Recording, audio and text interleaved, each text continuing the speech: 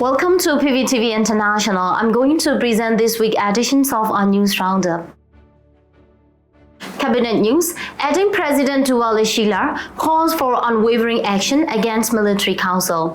At the cabinet meeting on September 3rd, Acting President of the National Unity Government, Duwa emphasized that the Revolutionary Front must remain resolute in bringing down the terrorist military council. He urged that efforts be demonstrated not just through words, but through decisive action, while expressing satisfaction that the Spring Revolution has shown tangible progress over the past 3 to 4 years.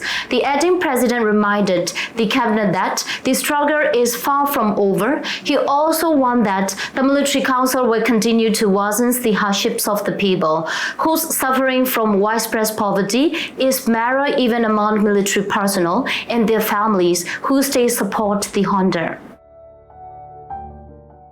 NUG declares military council an enemy of the state, calls for international action. On September 5th, the National Unity Government NUG declared the terrorist military council, also known as the State Administration Council, an enemy of both Myanmar government and the people. The NUG condemned the council for committing treason and betraying the public following the 2021 coup and accused the junta of targeting civilians in cities, villages and displaced persons, camps through violent attacks and airstrikes. The NUG stated this action constitutes severe violations of international war law and human rights, calling them war crimes that must be prosecuted in international courts and military tribunals. The NUG also urged Myanmar's neighbor, ASEAN, and the international community to take firm and decisive action against the military council to restore peace and stability in Myanmar. NUG calls for global awareness of military junta's role in Myanmar's suffering. The National Unity Government NUG announced on September 3rd that it wants the international community to recognize the military dictators and their followers as the root cause of Myanmar's ongoing pain and suffering. The NUG pointed to the junta's conscription law enacted on February 10, 2024, which forced young people aged 18 to 35 into service as human shields. On August 16, 2024, the junta formed the People's Security and Counter-Terrorism Central Committee to extend forced conscription to the elderly, ages 35 to 65. The NUG emphasized that the military dictator has brought devastation to all people, regardless of age or race, and urged the world to understand that the source of Myanmar's suffering lies with the military rulers and their soldiers who continue to follow unjust orders. NUG declares military junta's Counter-Terrorism Committee a terrorist organization. On September 3rd, the National Unity Government's Central Committee for Counter-Terrorism declared the Counter-Terrorism Central Committee, formed by the military junta, a terrorist organization. The designation was made due to the committee's cooperation in the violent activities of the junta. The NUG also classified the chairpersons and members of the group of terrorists under Article 6, subsection E, and subsection 72, subsection B of the Anti-Terrorism Law. Prime Minister Mahn calls for increased humanitarian aid and protection. At a meeting of the Central Committee for Interim Implementations of Public Administrations on September 6, Prime Minister Mahn of the National Unity Government called for greater efforts in providing humanitarian assistance and protection. He emphasized that the need to improve the performance of public administration leaders and focus not only on administrative matters but also on delivering essential aid and support. The Prime Minister also highlighted the importance of addressing community resilience and human rights security, urging efforts to ensure food, shelter and medicines for those displaced by the ongoing conflict. Ministry of Natural Resources and Environmental Conservation. NUG Ministry of Natural Resources and Environmental Conservation offers temporary jobs in Sagaing and Mandalay regions. On September 1st, the Ministry of Natural Resources and Environmental Conservation of the National Unity Government NUG announced that temporary job opportunities are available for those wishing to work in Sagaing and Mandalay regions. Applicant must have experience in environmental protections and resource management and be able to work work in these two regions. Selected candidates chosen by the Union Civil Service Board will be assigned to various locations as part of the NUG's ongoing project. The military clarified that these temporary roles will not affect the positions of civil servants currently participating in the Civil Disobedience Movement (CDM). Ministry of Defense, PTF forces capture Khaing military camp in Bago region. On September 1st, the National Unity Government's Ministry of Defense announced that Joint forces from the People's Defense Force, PTF, has successfully attacked and captured Khaing military camp in Shuijen Township, Bago region. The camp was bombed by revolutionary drones in the morning, and by 11 a.m., it was fully occupied by the Joint forces. During the operation, the PTF forces seized large and small arms, ammunition, over 400 bags of rice, and significant amount of food. The attack resulted in the deaths of 500 soldiers, including an officer, and many others were injured.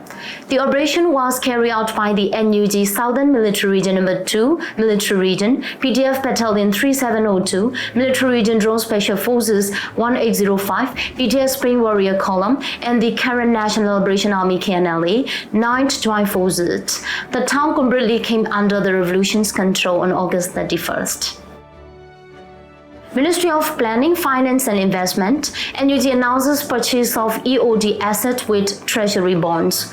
On September 3rd, the Ministry of Planning, Finance and Investment of the National Unity Government NUG announced that land, apartment and condo investment, including shares of the Inya View building and accompanying land in Yangon, which were illegally occupied by the terrorist leader Mandalay, have reached maturity and available for purchases with treasury bonds. During the 2-year term of the contract, the public invested over $44 million in Sovereign Revolution Government Treasury bonds, which were issued without interest. Treasury bonds have been reissued since December 2023 upon reaching maturity, with over $2.2 million issued to date. More than 95% of those bonds have been automatically extended beyond their maturity date. The NUG is now working with EOD representative to facilitate the purchase of end-of-dictatorship EOD, land, apartment and condo investment using the value of these treasury bonds.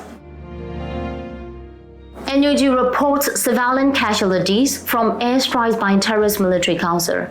On September 6, the Ministry of Human Rights of the National Unity Government NUG reported significant civilian casualty resulting from airstrike carried out by the terrorist military council. In Shan State, airstrike targeted Nankan Town's night market and Jarbu White Target Hill in Hokat district with 500-pound bombs dropped twice. The attack resulted in 11 fatalities, including children and pregnant women, 12 injuries, and extensive damage to over 10 homes and shops. In Nangtu Township, Shui Mukdo was struck by 25 bombs dropped by 3 planes around 12:30 a.m., killing 1 child.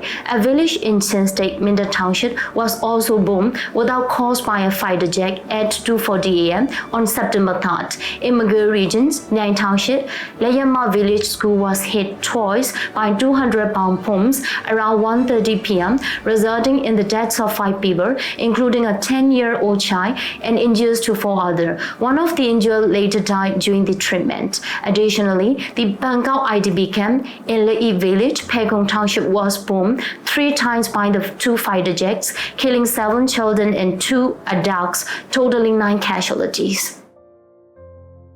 Ministry of Foreign Affairs, NUG congratulates Thailand's Foreign Minister on reappointment and seek continued support from Myanmar. On September 5th, the National Unity Government NUG congratulated Mr. Mary Sayumpom on his reappointment as Thailand Foreign Minister. In a message sent on September 4, Foreign Minister Dozin Maao expressed gratitude for Thailand's ongoing support in Myanmar's struggle for democracy.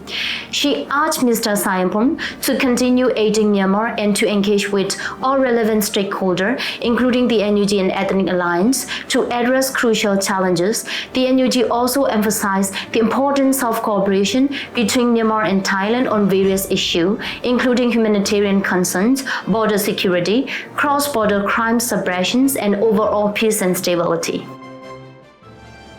Military Affairs Summary for the first week of September 2024. During the first week of September 2024, Myanmar Central Regional Military Command in Mandalay came under attack, coinciding with mounting resistance against the Honda across the country. In Mandalay, the Shadow Mandalay Group, organized by Brave Warrior for Myanmar, SPWM, launched a strike with Thann 107mm missile on the Central Regional Military Command, showcasing the Honda diminishing control over Myanmar's second largest city. Meanwhile, Afghan Army Commander-in-Chief Major General Chun Nai warned that revolutionary efforts might intensify in the Central Region zone, while Honda leader Mandalay visited Loigo. Currently, resistant forces bombarded the town with 120mm mortars, further destabilizing the area. In Shan State, more than 900 militiamen from the St. George Military Group, led by Saulo Mount, and the Mainke 3rd Brigade rejoined the original SSP as a ethnic armed group, a signal of growing desertions from the Honda ranks. In Khaing State, the Afghan Army captured the Mao Shui Naval Base in Thann Township, which housed over 1,200 Honda troops. More than 400 Honda soldiers were reported killed in the battle. This base was crucial for the Honda, serving as the central naval diving and salvage depot and a naval training facility. Additionally, on January 3, 2024, revolutionary forces shot down a Mi-17 helicopter with a shoulder-fire missile while it was en route to resupply a Honda military base in Napo regions of Winn Township. This marked the first verified use of shoulder-fire missile by the revolutionary forces. Let's see what do we have for our weekly roundup news in coming weeks. Thanks for watching PVTV International.